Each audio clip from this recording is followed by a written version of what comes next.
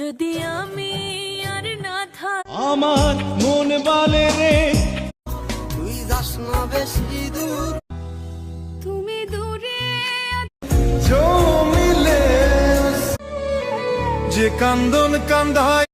আব্দুল করিম বলে রে তোমায় বোঝাই গো কেমন। শুধু আমাদেরকে যদি কেউ গুলি করে মেরে ফেলে তাকে যেন ধরে বিচার